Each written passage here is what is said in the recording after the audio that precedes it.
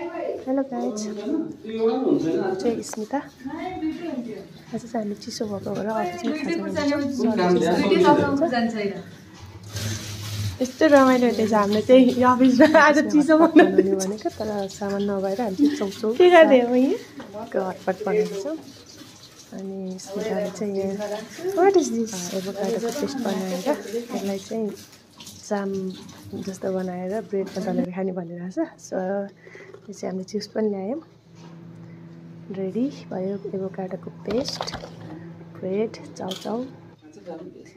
अनि हाम्रो पाक्चोई साग पनि रेडी हुँदैछ। चाउचाउ पनि तातो पानी खानिसक्यो। अब यो चाहिँ तताउनको लागि रेडी। हाम्रो तताएर पनि सबै कुरा अब खानको लागि रेडी हुन्छ। यहाँ चाहिँ सबैको खानेकुरा तात्दैछ। यो चाहिँ हाम्रो चाइनिज कस्तो पर्दैन चाहिँ धेरै छ। अब हाम्रो खाजा चाहिँ रेडी भयो। तिमीलाई यो बाउलमा हाल्दियौ, यसमै हाल्यो हुन्छ होला। टेबलमा हैन भात किन मिक्स गर्ने खानाको लागि रेडी गर्दैछ। स्क्रिनमा आउने। Have a good day. Thank you.